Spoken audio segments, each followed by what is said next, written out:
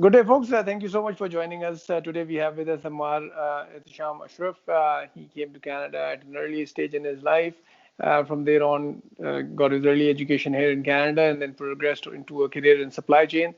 So it'll be interesting to hear from us. So without having me to introduce him any further, I'll give Ammar the opportunity. To Ammar, if you can get started by telling us a little bit about yourself first. Awesome. Thanks for having me, Sadbhai. I'm excited about sharing my journey. And if you allow me, I'm going to share a quick slide that summarizes my journey up until now. So let me know when you can see my screen. Yeah. Perfect. So hi, folks. My name is Ammar Ashraf. As Sad mentioned, I came here at an early age. I started with grade 11 over here. So I was born in India, in Calcutta. I lived in Punjab, and my parents are from a place called Aligarh. So my official mother tongue is Urdu, but I speak fluent Punjabi and Bengali, so people get confused and where I'm from and there. But that's where I came from. I'm here in this awesome land of Canada, and I did my high school OACs, graduated with that, and then I did my industrial engineering from UoFT downtown. St. George campus, member of a professional engineer, master of the ring, as some people would say. And then I started working. I actually got my first gig, if you guys look at that icon on the bottom right, Microsoft. That's where I started my journey right here in Mississauga, Ontario, in world of web analytics. Got my first flavor of supply chain with HPC, which is still around. Back then, Zellers was there.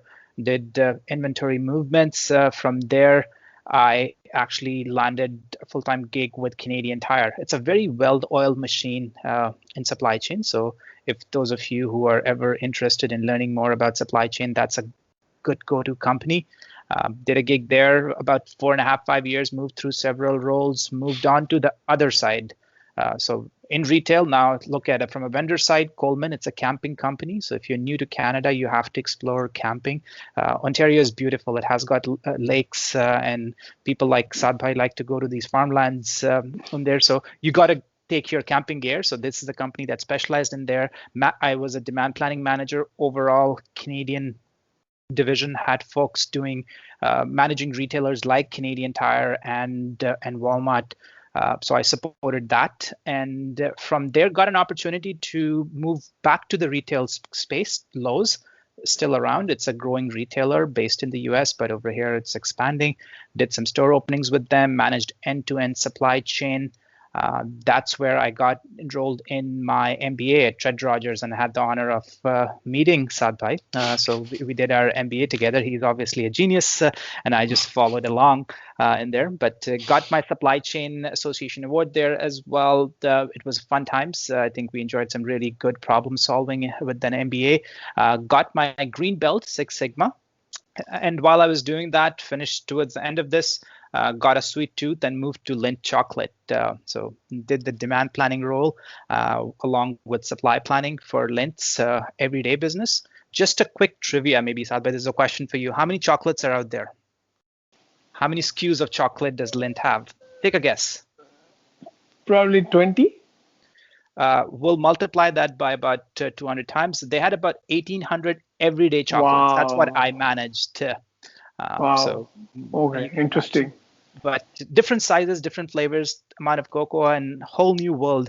And the way you manage that piece is, first in, first out, because there's chocolate expiry, and company like Lindt is very particular about making sure their chocolate stays fresh. So even if it's like 1 month out to expiry, they won't let anyone eat it. It gets destroyed. I offered my jaws to say, let me crunch that, but they will send it out to a cruncher and destroy it. So that was Lindt. My wife said I was gaining too much weight, had to leave that company, joined TELUS, been there for last 3.5, touching 4 years. Awesome company again, where I've done multiple roles, but now I'm in more of a strategic capacity doing transformation within the world of procurement and supply operations. And while all of this is happening, I've started teaching. Hopefully I'll get to maybe talk a little bit more about that at University of Toronto's Continuing Studies program, teach a supply chain certificate. So a lot of newcomers, but a lot of old timers as well who are looking to switch or learn more of the theory. So share that. While all of this is happening, by the way, just a few quick pictures at the bottom. Those are my little munchkins, Hassan, Zainab, and Ping Pong. passionate ping pong player, table tennis, as we call it. So that's a whole whirlwind. Perfect. I like the way how you summarized each and everything in that whole singular slide. So, just a follow-up question on the same thing, and I know we talked about this, and then you have a slide on it as well.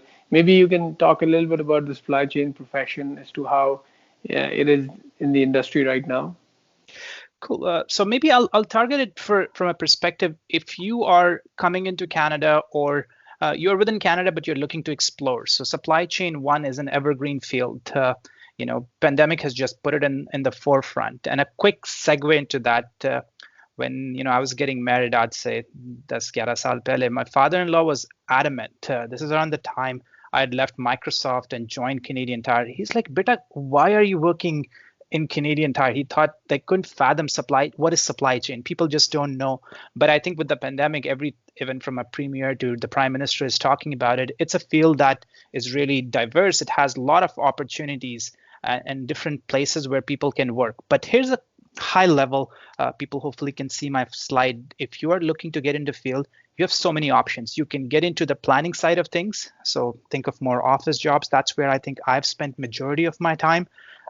You can start, there's that trajectory there. You can start as a coordinator and move over to planner, analyst, manager, director, VP. And obviously there are multiple roles depending on the size and scale of the company. But within each of these buckets that you have, you can do supply planning, demand planning. So I've talked very highly at Lindt, for example, I was demand planning and had a component of supply planning. But then at Lowe's, I was doing end-to-end. So from all the way from material planning. So deciding what drywall SKU or what hardware SKU gets introduced, the life cycle planning for that, all the way to getting it in. How do you want to flow this product? Do you want to bring it as cross-stock or you want to bring it in one direct to the stores? Like so many different things you can do. And all of those are planning sort of roles that fall in that my left-hand side here. And then the distribution side is their warehouses. Canada and GTA in particular has a lot of these opportunities: inventory control, material management, warehouse management, freight, replenishment. All these are more tactical roles, and there's a planning component, but you're executing on that vision that has been established by some of the planners. Tons of opportunities here. All of these are growing roles. None of them are going away. And maybe I'll touch on it quickly. Where is this industry leading? I think I have a good read, I would like to say, because all the big guys like TELUS's number one goal is digitization, cloudification. So all of this is happening, but it's now going to happen in cloud. So for example, supply planning used to happen perhaps back in the day in Excel, moved on to software. Now it's going to happen on a cloud-based platform. So all of this is evolving, but that doesn't mean the roles are going away. AI is playing a huge role. I work with a team of data scientists that are helping us do our job in an automated fashion, but it's more strategic. That's where it's moving. Wow, that's a very fast premiere on a complete supply chain spectrum in a very short period of time. I think it warrants a complete discussion in itself, and those folks who might be interested in supply chain, we can set up that. So yeah, so one last question for you, Ammar, not regarding supply chain in general, but just in general to community, and what is your outlook towards the community, and what would you advise to other people who are working as to how they can contribute and give back? It's an important question because I look at life in a triangular fashion. Maybe if you take away the slide, we can see a better view. Yeah, let me do that quickly. And as I do that, there's three components to our in the way we achieve things. One is we have our work life that is our day-to-day. It's good. I really hope people what they do are passionate about, if not completely, but to some degree, because you're spending a big portion of your day. And then obviously in parallel, there is your family life. We talk about the work-life balance. But I think what you touched on, and I come from a tradition, the Islamic tradition, where it's the giving back, serving the Creator through His creation is important. And I took that very early on, and from high school onwards, part of being different committees, be it MSAs or different charity groups. So I have a a full-time job beside my job, which doesn't pay, and that's I'm passionate about, is RIS. Defines who I am. It's reviving the Islamic spirit. It's a convention for inspiring the youth of our country, or North America, and helping them engage. So we move beyond talking about assimilation, but we talk about contributions. How can we be active members of our societies and being giving back? So we bring over scholars from across the globe to bring the message of peace, love, and harmony to the general audience and engage the audience. We get about 500 volunteers, young people who help put this program together. So that's something I'm passionate about. My advice to everybody is find your niche.